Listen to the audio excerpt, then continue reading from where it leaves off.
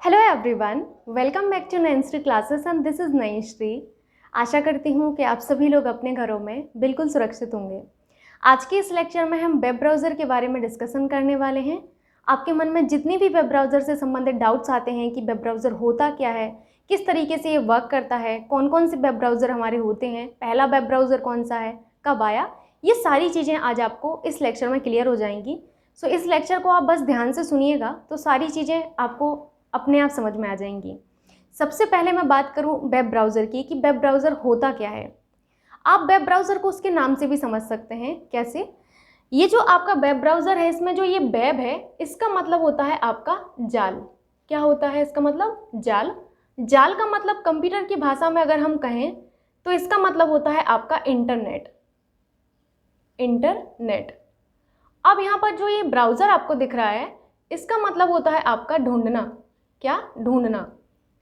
मतलब आप ये कह सकते हैं जो आपके यूज़र को इंटरनेट पर चीज़ें ढूंढने में, जो भी जानकारी उसको चाहिए है, उसको ढूंढने में मदद करता है, वही आपका वेब ब्राउज़र होता है। आपको वेब ब्राउज़र क्लियर हुआ? एक ऐसा माध्यम जो आपके यूज़र को, यानी कि आपको और मुझे, इंटरनेट पर चीज़ें ढूंढने के लिए जो भी जानकारी आपको चाहिए है उसको ढूंढने में मदद करता है, वही हमारा क्या है? वेब ब्राउज़र है। जब हम इंटरनेट पर कोई भी जानकारी चाहते हैं तो हम उसको जब सर्च करते हैं तो वो जानकारी हमारे सामने आती है। तो आपकी जो जानकारी आपके सामने आई है, इसमें सिर्फ और सिर्फ इंटरनेट का ही आपका हाथ नहीं है। सिर्फ और सिर्फ इंटरनेट इसके लिए जिम्मेदार नहीं है। इंटरनेट पर कोई भी जानकारी जो आपने सर्च की है, अगर आपको वो जानकारी चाहिए है तो उसके लिए कोई ना कोई एक ऐसा माध्यम आपको चाहिए होता है जिस पर आप अपने सवाल को लिख सकें। एक ऐसा माध्यम जिस पर आप अपने सवालों को लिख सकते हैं, वही माध्यम है हमारा वेब ब्राउज़र। अभी आपको वेब ब्राउज़र क्लियर हुआ कि वेब ब्राउज़र क्या है। आप सभी लोग अपने डे टू डे लाइफ में बहुत सारी चीज़ें गूगल पर सर्च करते होंगे। हर दिन हम कुछ ना कुछ सर्च करते हैं। जो भी जानकारी हम सर्च करते हैं उससे संबंधित हमारे सामने जो रिजल्ट आते हैं, आपको क्या लगता है सिर्फ और सिर्फ इंटरनेट इसमें ज़िम्मेदार है? नहीं, इंटरनेट इसमें ज़िम्मेदार नहीं है। इंटरनेट के अलावा एक ऐसा माध्यम जिसके थ्रू हमने अपने सवाल को लिखा है, जिसने हमें एक माध्यम दिया है जिससे हमने अपने सवाल को लिखा है, जिस पर हमने, वही एक माध्यम है हमारा क्या? Web browser. तो वेब ब्राउज़र आपको क्लियर हुआ होगा।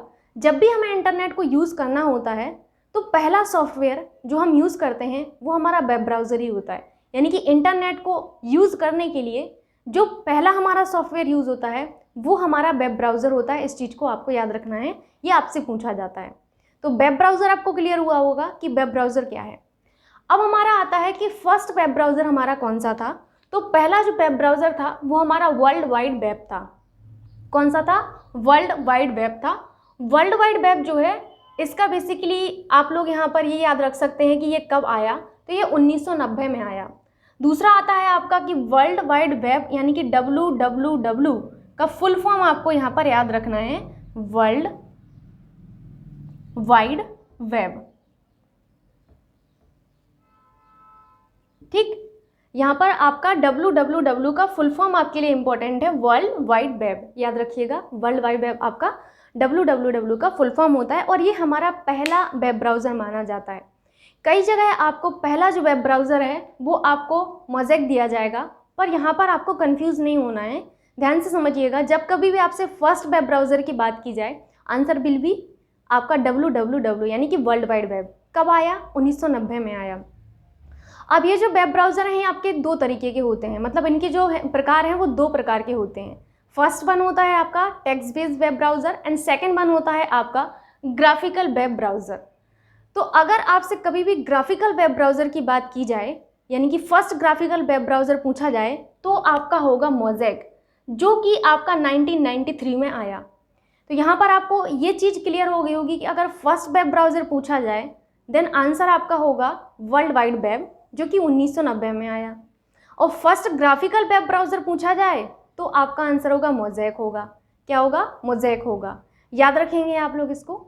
हमारा मोज़ेक जो है ये कब आया? 1993 में आया। याद रखिएगा, इंपॉर्टेंट है।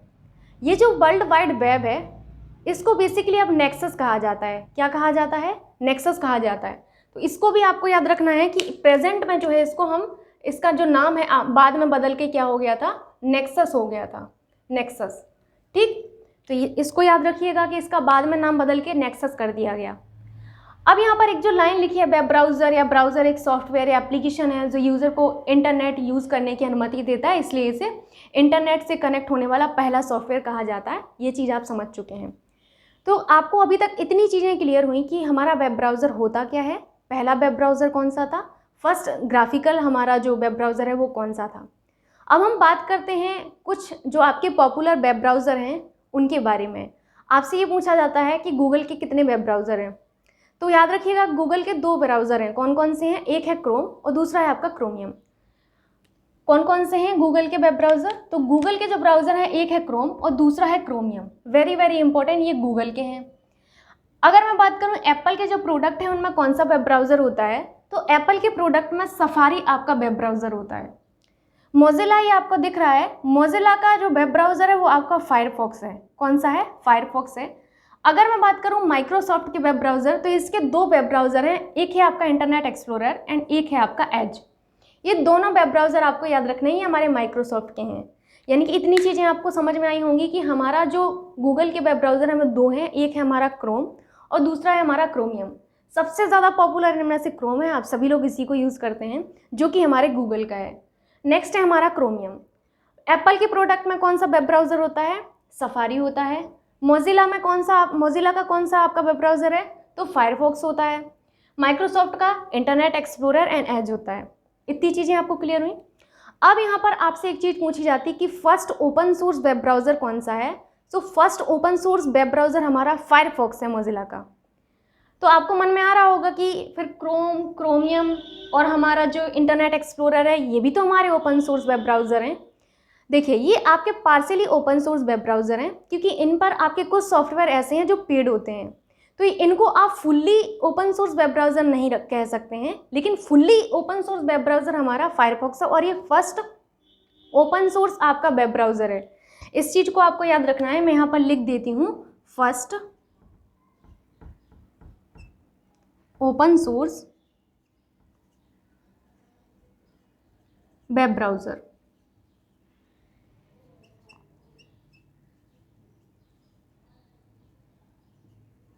ठीक, इतना आपको क्लियर हुआ।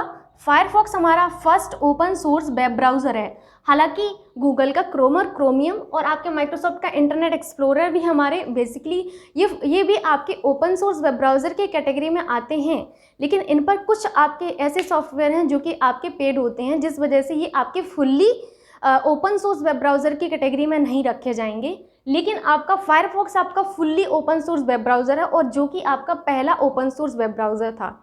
तो इतनी चीज़ें आपको क्लियर हुई होंगी कि हमारे पॉपुलर जो वेब ब्राउज़र हैं वो कौन कौन से हैं और इनमें से आपका गूगल का कौन सा है, सफारी का कौन सा है, मोजिला का कौन सा है, माइक्रोसॉफ्ट का कौन सा है। कई बार एग्जाम में 4 ऑप्शन दे दिए जाते हैं, पूछा जाता है कि इनमें से कौन सा वेब ब्राउज़र है। दूसरे तरीके का क्वेश्चन अगर इसको टफ करना होगा कि आपका कौन सा वेब ब्राउज़र एप्पल के जो प्रोडक्ट हैं उनमें यूज़ होता है, तो सफारी आपका आंसर होगा। अगर आपसे पूछा जाए गूगल का वेब ब्राउज़र कौन सा है, तो गूगल का वेब ब्राउज़र का नाम क्या है आपका, क्रोम एंड क्रोमियम। ये 2 आपको याद रखने हैं। माइक्रोसॉफ्ट का इंटरनेट एक्सप्लोरर एंड एज होता है। ओके, तो ये वेब ब्राउज़र अब आपको अपने माइंड में रखना है इतने कि कौन कौन से वेब ब्राउज़र आपके बेसिकली बहुत ज़्यादा पॉपुलर हैं, ठीक, और किसका कौन सा वेब ब्राउज़र है। इतनी चीज़ें आपने पढ़ ली। अब हमारा जो मेन चीज़ है वो ये है कि वेब ब्राउज़र वर्क कैसे करता है। ये सब तो आपको पता ही होगा, कहीं ना कहीं आपको फैक्चुअल चीज़ें मिल जाएंगी, पर यह समझना ज़रूरी है कि एक्चुअल में वेब ब्राउज़र वर्क कैसे करता है। जब भी इंटरनेट पे हमें कुछ भी सर्च करना होता है, तो सर्च करने के बाद होता ये है कि हमारे सामने कई सारी वेबसाइट्स आती हैं। वो सारी वेबसाइट्स में जानकारी वही होती है जो हमने सर्च किया है, उसी से रिलेटेड आपकी जानकारी उन वेबसाइट्स में होती है। जैसे ही आप सर्च करते हैं, सर्च करने के बाद कई सारी वेबसाइट्स आपके सामने दिखती हैं। उन सारी के सारी वेबसाइट्स में वही कंटेंट होता है, वही जानकारी होती है जो आपने सर्च की है, होती है कि नहीं। इन सारे वेबसाइट्स को आपके सामने लाने का श्रेय वेब ब्राउज़र को जाता है। इन सारी वेबसाइट में से जैसे ही आप कोई सी भी वेबसाइट अपनी इच्छा के अनुसार चुनते हैं, मान के चलिए आपने पहली वेबसाइट पर क्लिक किया, तो होता यह है कि हमारा जो वेब ब्राउज़र है, हमारा वेब ब्राउज़र आपका कनेक्ट करता है किसके साथ, उस संबंधित वेबसाइट के सर्वर के साथ। मैंने क्या कहा, मैंने कहा कि जैसे ही आपने पहली वाली वेबसाइट पर क्लिक किया तो उस वेबसाइट का अपना एक सर्वर होता है, हर एक वेबसाइट का अपना सर्वर होता है। तो हमारा ये जो वेब ब्राउज़र है वो करता ये है कि उस संबंधित वेबसाइट के जिस पर आपने क्लिक किया है उसके सर्वर के साथ हमारा क्या करता है, बेसिकली कांटेक्ट करता है। कांटेक्ट करने के बाद करता ये है कि हमने जो जानकारी चाहिए है हमारी उस जानकारी को हमारे डिवाइस पर भेजता है। यानी कि आपने इतनी चीज़ें समझी कि हमारे डिवाइस पर जो जानकारी हमें चाहिए है उसको भेजने का काम, उसको आपका प्रदर्शित करने का काम किसका है, वेब ब्राउज़र का है। अगर वेब ब्राउज़र नहीं होता तो कैसे आपका जो है कनेक्ट हो पाता, आपके सर्वर से कनेक्ट ही नहीं हो पाता उस वेबसाइट के। और जब वेबसाइट से कनेक्ट नहीं हो पाता तो जो भी आपको डेटा चाहिए है, जो भी संबंधित डेटा है, यूज़र ने जो भी डिमांड किया है उससे संबंधित फाइल आपकी, उससे संबंधित जो डॉक्यूमेंट है वो कभी भी आपके डिवाइस पर नहीं आता। इतनी चीज़ें आपको क्लियर हुई? क्योंकि हमारा जो वेब ब्राउज़र है वो बेसिकली आपका किस पर वर्क करता है, क्लाइंट सर्वर मॉडल पर वर्क करता है। तो इसमें क्लाइंट क्या हुआ, इसमें क्लाइंट हुई आपकी डिवाइस और सर्वर क्या हुआ, वेब ब्राउज़र हुआ। तो इसीलिए इसे कहा जाता है कि जो हमारा वेब ब्राउज़र है वो क्लाइंट सर्वर मॉडल पर काम करता है। ये आपको कॉपी में नोट करना है, ये चीज़ें बोर्ड में तो नहीं पॉसिबल थी, आपको लिख लेना है इस चीज़ को कि हमारा जो वेब ब्राउज़र है वो बेसिकली क्लाइंट सर्वर मॉडल पर वर्क करता है। ठीक है, मैं यहाँ पर लिख देती हूँ क्लाइंट सर्वर मॉडल। ठीक है, क्लाइंट सर्वर जो मॉडल है इस पर वर्क करता है हमारा वेब ब्राउज़र।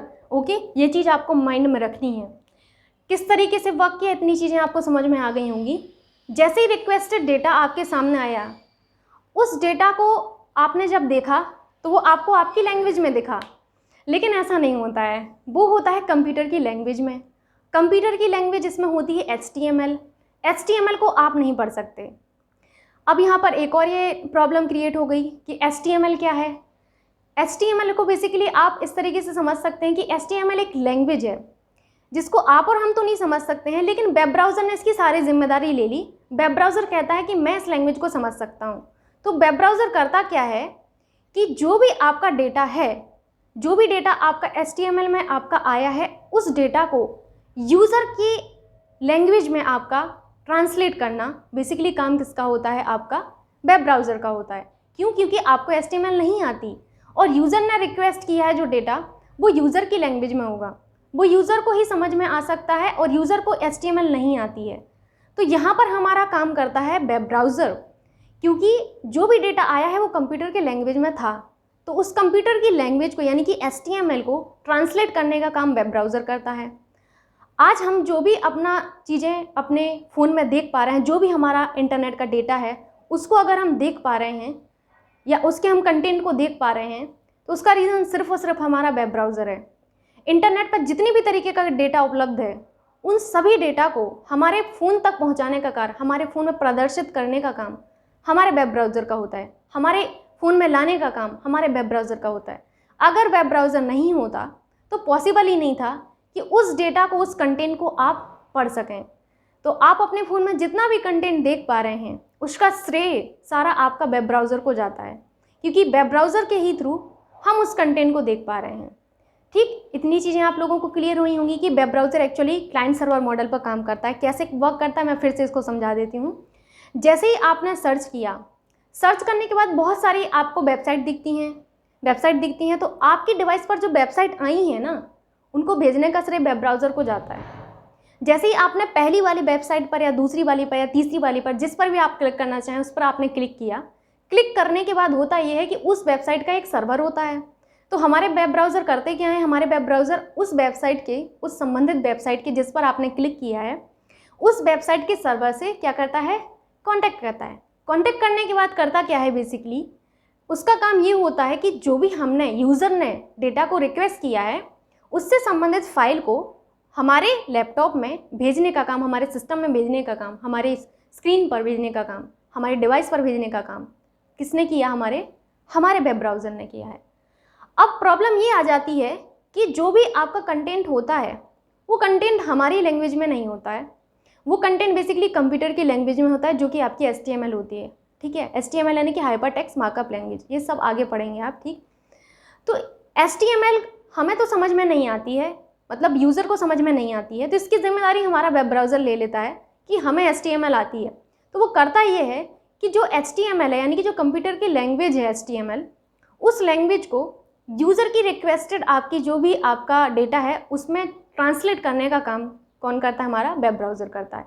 और जो कंटेंट आपने रिक्वेस्ट किया है वो कंटेंट आपके सामने खुलकर आता है, आप उसको पढ़ पाते हैं।